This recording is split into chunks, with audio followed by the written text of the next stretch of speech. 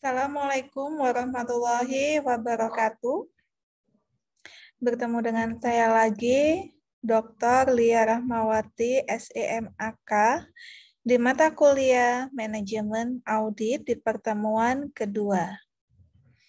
Pada pertemuan kedua ini, kita masih membahas di bab 1, yaitu konsep dasar dari manajemen audit, di mana yang kita pelajari di pertemuan kedua ini adalah subbab mengenai tahap-tahap audit dan ruang lingkup manajemen audit.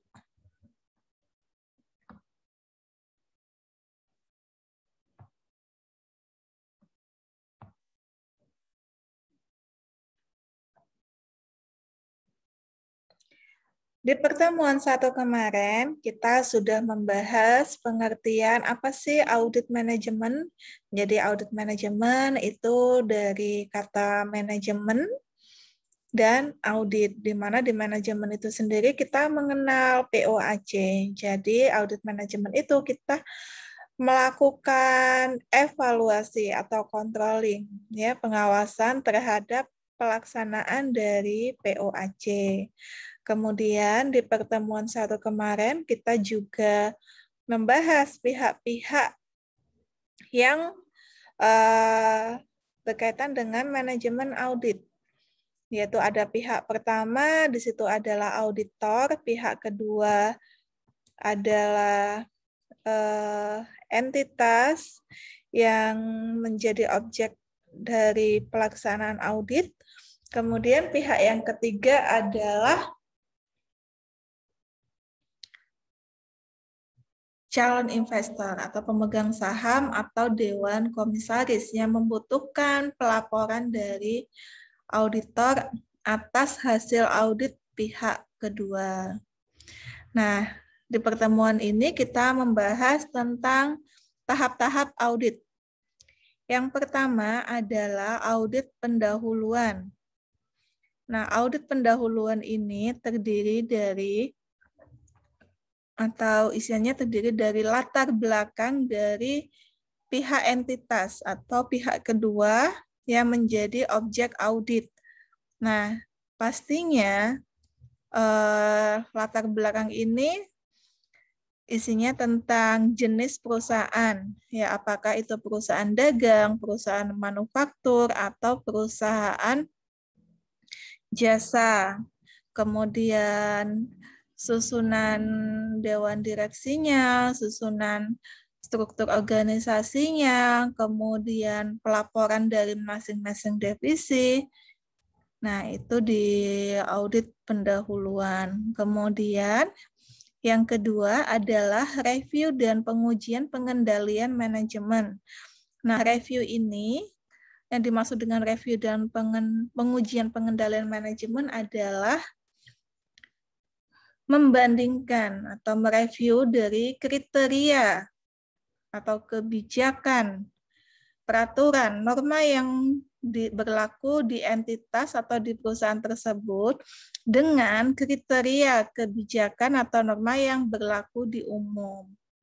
Nah, ini direview, kemudian bagaimana hasil pengujian pengendalian manajemen diuraikan di audit rinci. Apabila terdapat ketidaksesuaian antara kriteria atau norma yang berlaku di perusahaan itu dengan kriteria yang berlaku di umum, maka akan dicari penyebabnya apa. Kemudian akibatnya apa? Akibatnya bisa keuangan dan non-keuangan. Nah, kemudian setelah itu dibuatlah pelaporan hasil atau opini dari pihak auditor atas hasil audit secara keseluruhan. Kemudian pihak auditor menyerahkan kepada pihak ketiga atau di sini bisa dewan komisaris atau investor yang membutuhkan hasil audit tersebut sehingga bisa menjadikan bahan pertimbangan untuk perbaikan pada periode berikutnya terhadap pihak kedua atau entitas. Di sini ditandai dengan tindak lanjut.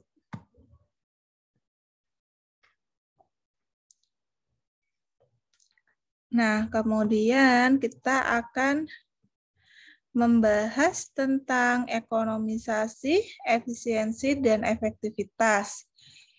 Persaingan bisnis yang semakin ketat akan berdampak terhadap ketatnya seleksi perusahaan agar bisa tetap bertahan atau memenangkan persaingan. Kepuasan pelanggan sangat ditentukan oleh bagaimana perusahaan tersebut memaksimalkan nilai pelanggan atau customer value. Nilai pelanggan adalah selisih antara manfaat yang dapat dinikmati pelanggan dengan apa yang dikorbankan oleh pelanggan untuk memperoleh manfaat tersebut. Kemudian ekonomisasi adalah atau kehematan, efisiensi adalah daya guna, dan efektivitas hasil guna merupakan tiga hal yang tidak dapat dipisahkan yang harus dicapai perusahaan dalam meningkatkan kemampuan bersaingnya. Nah, ini ekonomisasi. Ekonomisasi merupakan ukuran input yang digunakan dalam berbagai program yang dikelola. Artinya, jika perusahaan mampu memperoleh sumber daya yang akan digunakan dalam operasi dengan pengorbanan paling kecil, itu berarti perusahaan telah mampu memperoleh sumber daya tersebut dengan cara ekonomis. Kemudian efisiensi berhubungan dengan bagaimana perusahaan melakukan operasinya, sehingga dicapai optimalisasi penggunaan sumber daya. Efisiensi berhubungan dengan metode kerja operasi. Dalam hubungan dengan konsep input, proses, dan output, efisiensi adalah rasio antara output dan input, seberapa besar output dihasilkan dengan menggunakan sejumlah tertentu input yang dimiliki oleh perusahaan. Kemudian efektivitas merupakan tingkat keberhasilan suatu perusahaan untuk mencapai tujuannya. Apakah pelaksanaan suatu program atau aktivitas telah mencapai tujuannya? Dan efektivitas merupakan ukuran dari output. Ruang lingkup audit manajemen. Nah, di sini ada audit yang pertama adalah audit manajemen pada fungsi pemasaran, di mana ruang lingkupnya adalah lingkungan pemasaran, strategi pemasaran, organisasi pemasaran, produktivitas pemasaran, dan fungsi pemasaran.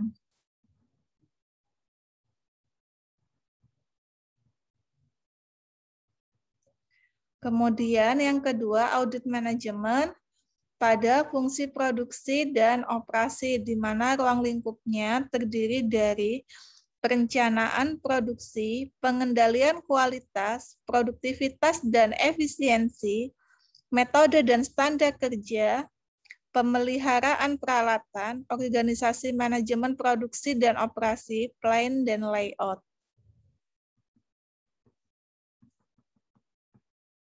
Kemudian yang ketiga, audit manajemen pada fungsi sumber daya, di mana ruang lingkupnya adalah perencanaan tenaga kerja, rekrutmen, seleksi, orientasi, dan penempatan, kemudian pelatihan dan pengembangan, penilaian kinerja, pengembangan karir, sistem imbalan dan kompensasi, perlindungan karyawan, hubungan karyawan, dan PHK.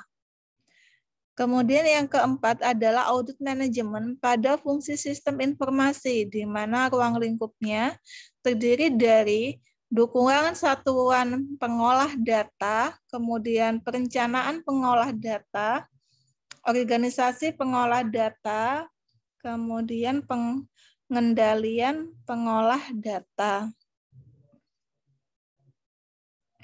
Yang kelima adalah audit manajemen lingkungan.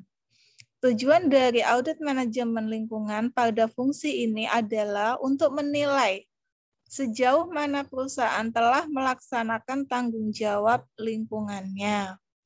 Kemudian audit manajemen kualitas, di mana audit sistem kepastian kualitas bertujuan untuk menilai apakah sistem kepastian kualitas yang ditetapkan perusahaan telah mampu memandu proses operasi perusahaan untuk dapat mencapai produk sesuai dengan standar yang telah ditetapkan.